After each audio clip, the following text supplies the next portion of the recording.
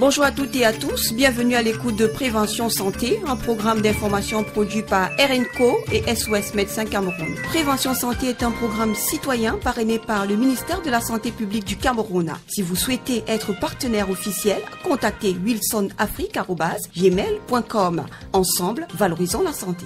L'accident vasculaire cérébral, plus communément appelé AVC, est une pathologie imprévisible, responsable de nombreux handicaps potentiellement lourds, voire de décès. Pour comprendre l'AVC, il faut parler de l'hypertension et en comprendre ses mécanismes.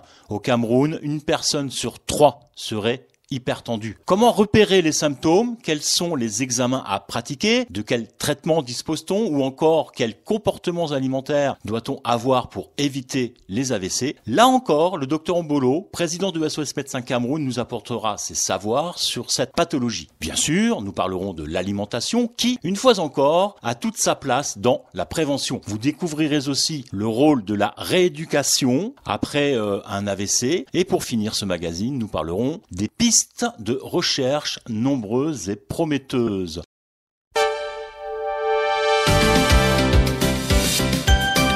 Docteur Ombolo, bonjour. Comment allez-vous aujourd'hui?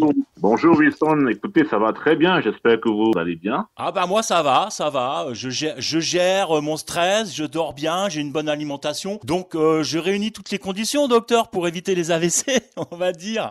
Allez, ça commence à être intéressant, ouais, avec ça commence à être intéressant. Voilà, alors justement, bon, sur ce sujet, on va dire que ça va intéresser aussi de nombreuses personnes, hein, parce que on pourrait quand même malheureusement dire que dans chaque famille, il y a eu un jour une personne qui a été concernée par un AVC ou soi-même, sa famille, les amis. Mais de quoi parle-t-on? En français facile, on pourrait dire qu'il s'agit d'un vaisseau sanguin qui se bouche dans le cerveau, le plus souvent à cause d'un caillot qui se bloque, et qui bloque l'apport en oxygène. Vous pouvez nous expliquer un petit peu, docteur, de quoi il s'agit quand on parle d'AVC? Effectivement, Wilson, en français facile, un accident vasculaire cérébral va correspondre à un arrêt brutal de la circulation sanguine au niveau cérébral qui va être dû, soit comme vous le dites, à un vaisseau qui sera obstrué par soit un caillot, soit une plaque d'athérome ou autre, ou alors qui sera dû à la rupture d'un vaisseau. Donc effectivement, c'est de ça qu'il s'agit. C'est une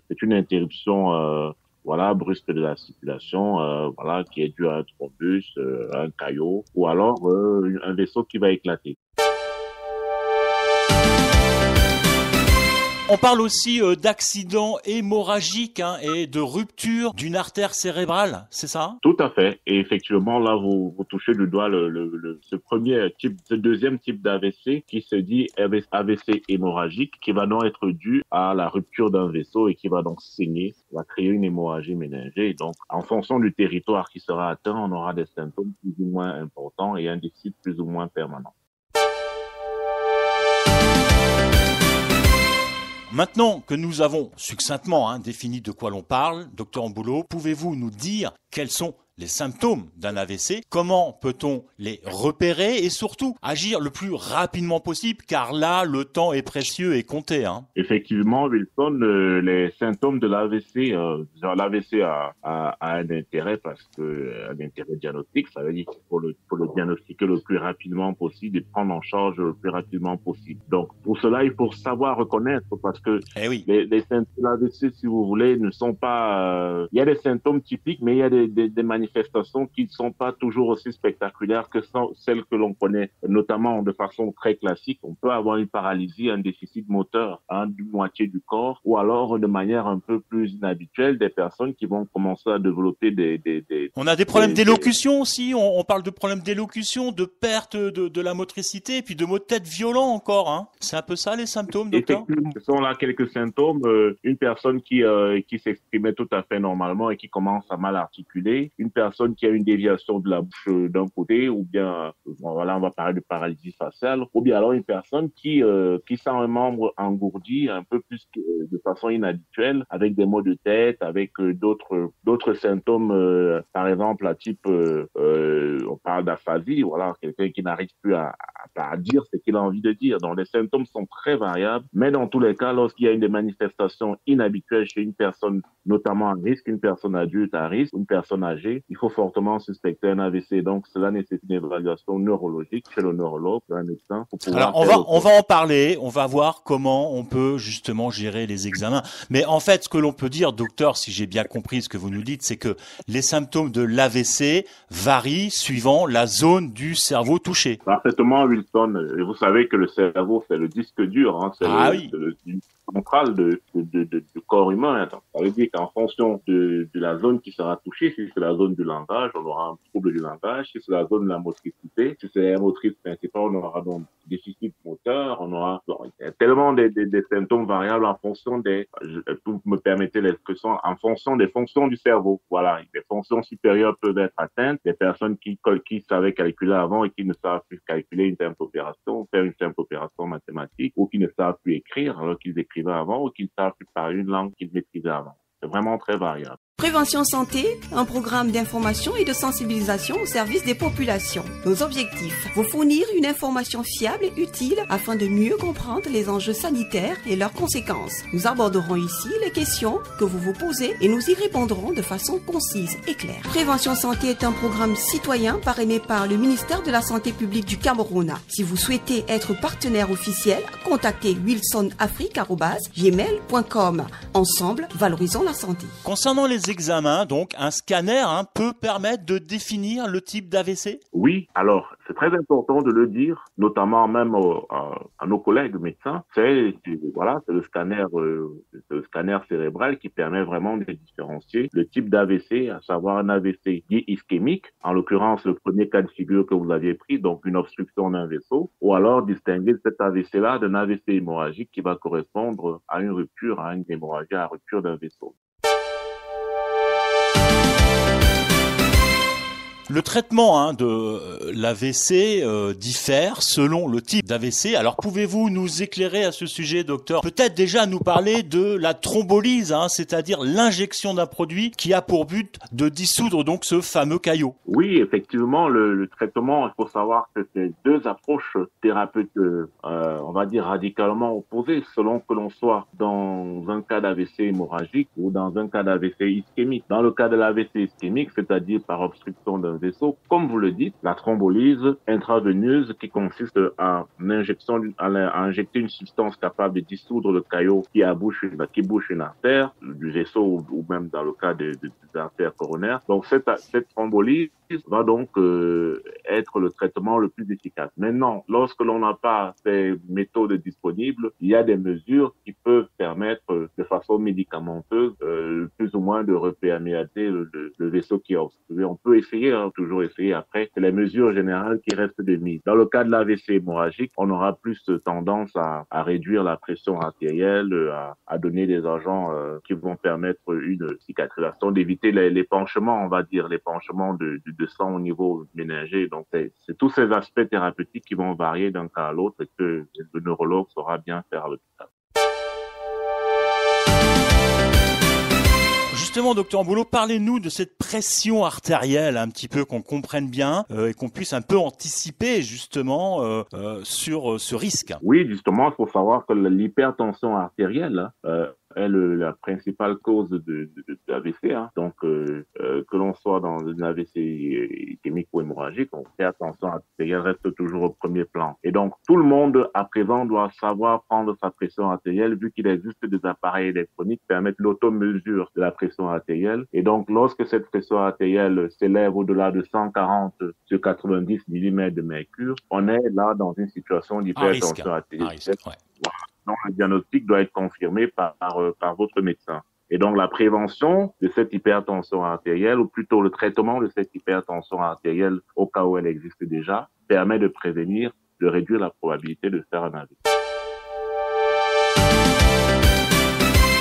Parlons également donc de la prévention et celle-ci passe par un sujet qui vous intéresse fortement, on le sait dans Prévention Santé, l'alimentation dont il faut encore parler, docteur. Alors, je m'adresse plutôt au nutritionniste que vous êtes. Quels conseils pouvez-vous nous apporter? Alors, parfaitement, Wilson, il faut le dire avec emphase, l'hypertension artérielle est la première cause d'AVC? Oui. L'AVC est responsable en handicap plus ou moins permanent? Oui, c'est vrai, mais l'hypertension peut être prévenue. Ça veut dire que les AVC peuvent être prévenus et une bonne alimentation et un mode de vie sain permet de prévenir la survenue d'une hypertension ou d'un AVC. Et en cela, la première règle, c'est de maintenir un poids de forme. Quelque chose qu'on va faire, si l'on a déjà un poids de forme, c'est déjà un plus. Vous pouvez peut-être nous parler un peu de ce qu'on appelle l'IMC? Voilà, Wilson, mais vous êtes plutôt très bien renseigné. Ah bah j'ai travaillé mon sujet, Doc. Et comme vous le dites, docteur, on a tous quelqu'un dans la famille à un moment donné qui a été concerné de près par ce sujet également. Voilà. Donc, l'indice de masse corporelle ou IMC, comme vous le dites, est un indice qui permet de savoir si on a un poids entre guillemets normal ou si on est obèse. Cet indice se calcule en faisant le poids en kilos divisé par la taille en mètres carrés et cet indice doit être compris entre 18,5 et 24,9. Donc, tout le monde peut le faire à la maison. On n'a pas besoin de médecin pour le faire. Tant qu'on a un poids compris dans cet intervalle, on est plutôt pas mal. En plus de cela, il faut une activité physique régulière. Et oui, au moins marcher régulièrement. Ça, c'est facile à faire, une demi-heure tous les jours, quoi. Voilà, c'est facile. Et alors, vous dites une demi-heure tous les jours. Moi, je vais un peu plus bas. Je vous dis une demi-heure 3 fois par jour au minimum. Donc, en le faisant, c'est pas cher, c'est pas coûteux, ça vous demande que de votre temps et de la volonté. Ça permet de maintenir déjà ce poids de forme, mais en plus de faire en sorte que le sang, circule, de réduire les facteurs de risque cardiovasculaire. Troisième élément très important, et là je vais aller très rapidement à Wilson, c'est la quantité de sel dans nos aliments, dans notre alimentation. Voyez-vous, par exemple en Afrique, on fait partie des pays qui consomment le plus de sel. L'OMS recommande 5 grammes de sel par jour. Vous voyez que l'utilisation, par exemple, de bouillon cube dans nos cultures africaines, qui contient, au moins 2 fois plus de sel, lorsque l'on ajoute dans la sauce, on a déjà explosé le quota de sel journalier. Donc, le sel qui va être à la genèse de l'hypertension. Évitons de rajouter du sel, on va dire, pour faire simple, dans les aliments, puisqu'ils sont déjà salés. Effectivement, et donc je finis avec deux autres points pour ne pas être plus long que ça, c'est déjà de consommer plus de légumes, un régime méditerranéen. Il faut éviter de manger gras, de manger trop, il faut avoir une alimentation riche en légumes et éviter de manger trop gras. Malheureusement, on ne peut pas toujours éviter donc cet AVC, mais il existe de la rééducation à la suite d'un AVC. Alors, docteur Ambolo, en quoi consiste cette rééducation ? La rééducation va varier en fonction du territoire qui est touché dans le cerveau, et ça, c'est avec le kinésithérapeute qu'il faudra travailler. La rééducation peut être fonctionnelle au niveau des membres, par exemple paralysés, ou on peut avoir une rééducation chez un orthophoniste lorsqu'on a un trouble de l'élocution qui s'installe après un AVC. Donc tout cela va dépendre vraiment de la partie touchée dans le cerveau. Voilà, du mode par lequel l'AVC s'exprime. Pour finir sur ce sujet, parlons très rapidement des pistes de recherche, docteur, comme par exemple abaisser le taux de cholestérol pour prévenir le développement d'un accident, ou aussi des recherches qui ont identifié une protéine dans le blocage qui pourrait s'avérer pertinent dans la lutte contre le développement de cet œdème ou de ces œdèmes. On parle aussi de la détérioration neurologique précoce, et à ce sujet, des chercheurs ont mis en évidence des facteurs qui pourraient prédire la survenue de cette complication.